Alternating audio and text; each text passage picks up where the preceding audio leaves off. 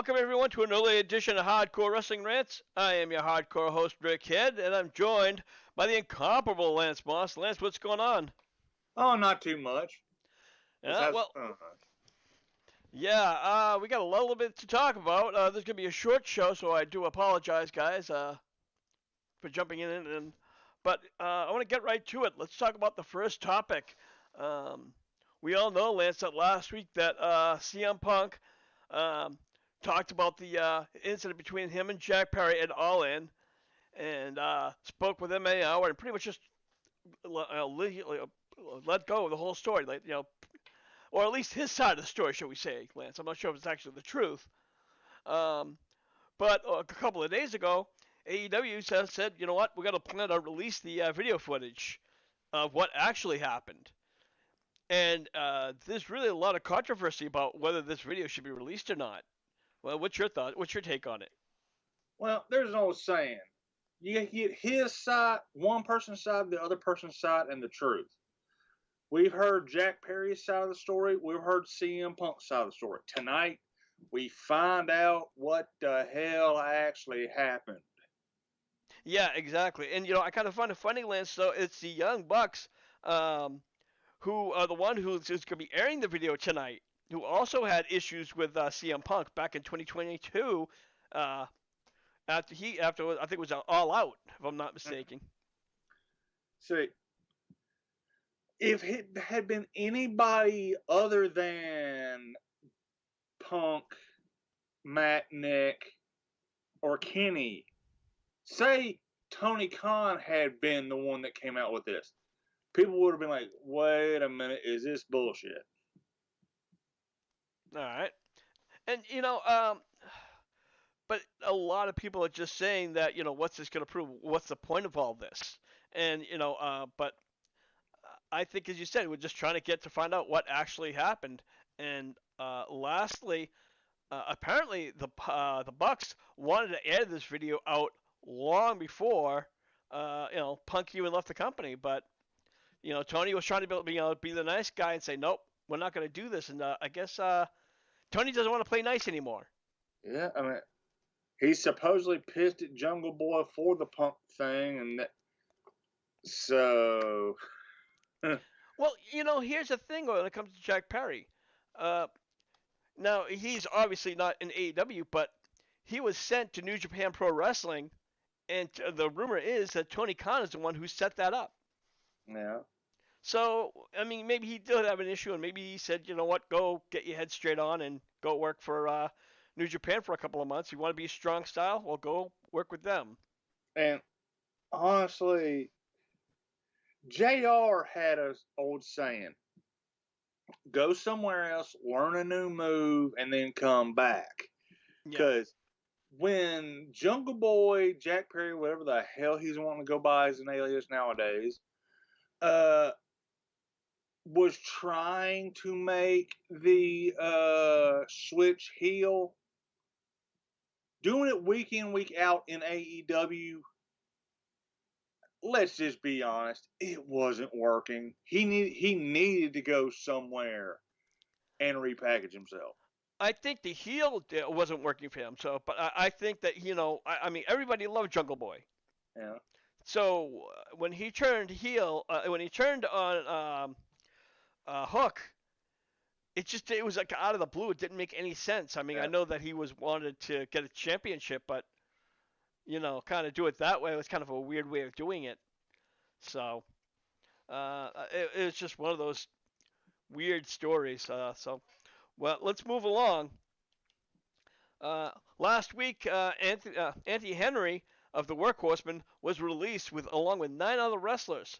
However, Tony Khan rescinded Henry's firing as he was out with a broken jaw. So, uh, a lot of like we talked about this last week about how a lot of people were released, but uh, Anthony Henry kind of got a reprieve because he was injured. So, what's your take on that? Well, first, a lot of these people that got released aren't the biggest names, but there's a thing, especially in this business, legally, if somebody's injured like that, he can't really be fired, or else Tony would have opened himself up to a lawsuit. Yeah. Yeah, absolutely. So there's that.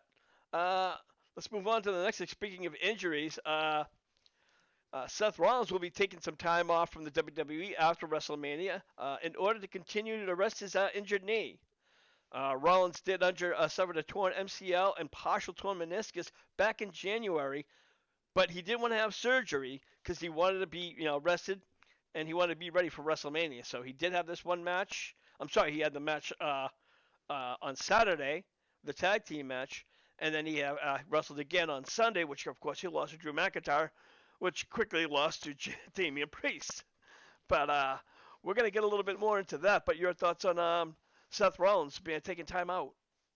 I mean, like you said, he tore his MCL and his ACL, so and his meniscus, which 3 months that doesn't really heal up.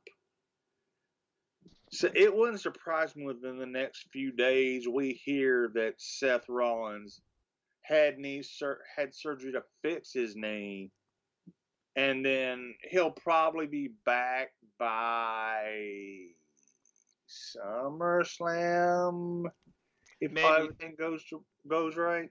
Yeah, well, the meniscus was partially torn, and it was only the MCL, it wasn't the ACL. That you're talking, I think that was the first time. Yeah, So, but again, it's I mean, it's anybody's guess when it comes to whether he's gonna have surgery or not.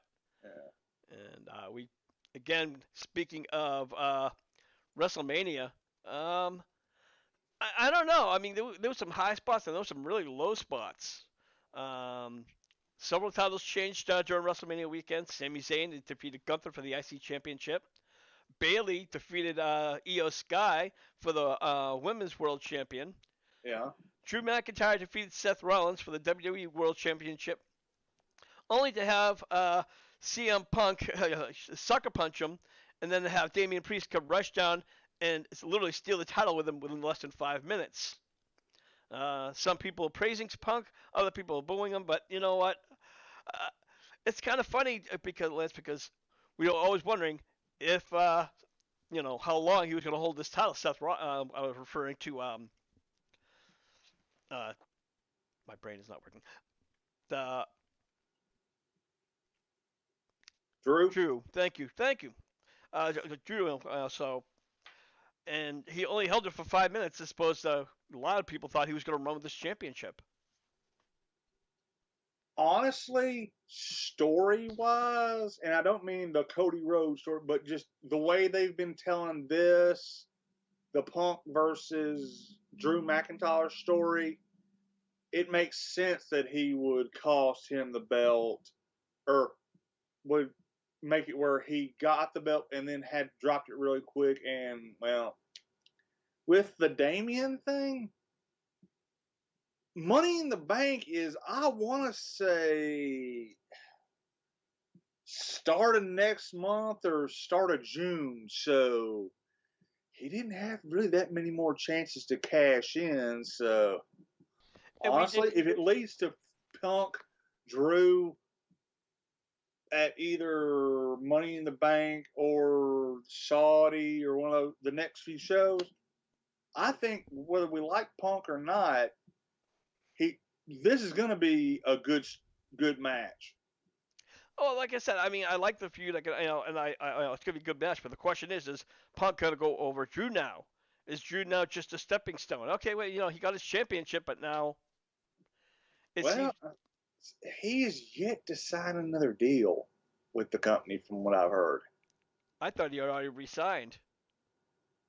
Hmm, interesting. This might be one of those Dolph Ziggler things where, for about how long was it? 10 years, Dolph's leaving, and it wasn't until last year he actually left. I think it was the last year he was released, wasn't he? Yeah, So. but backstage bullshit. Yeah. Well, you know what? I'm gonna. There was like three great matches that I noticed. Again, the Rhea Ripley, Becky Lynch. That was a phenomenal match. Yeah. The six-pack ladder match was decent. It could have been better, but it wasn't too bad. And of course, the main event for Sunday was Cody Rhodes versus Roman Reigns. That was a really good match too. And we talked about how we knew that was going to be an uphill battle for Cody, and we expected a lot of run-ins. But I'm going to tell you, a couple were shockers. Yeah. I did not expect John Cena, and I certainly did not expect The Undertaker. No. Well, I knew Taker was in town because they uh had been advertising the Taker one man show. Yeah. But honestly, I figured like Rikishi would come down, or one of Umaga's kids, because he had been rumored to. Actually, he had been running his mouth that he had been signed to the WWE. Tama Tonga, same thing. I figured we'd just see a lot more of the actual family come down and get involved. Yeah. Well, like I said, there were a lot of rumors, and that match itself, like I said, it worked out great, and I really am happy that Cody won the championship. And thing about the 6-pack, I'm just glad Truth got his WrestleMania moment. Yeah, exactly. And I think it wasn't really the quality of the match, but I guess it was how it played out, because I'm glad that our Truth is a champion. Yeah. He's goofy as hell, but damn it, he's been in this company so damn long, giving him his fucking moment. Yeah, absolutely. I mean, he's entertaining as hell. Every time he's on, you can't help but laugh. And it's like, what is this guy doing now? And it's just like, oh my god, this guy literally could be a stand-up comedian when he's done with wrestling.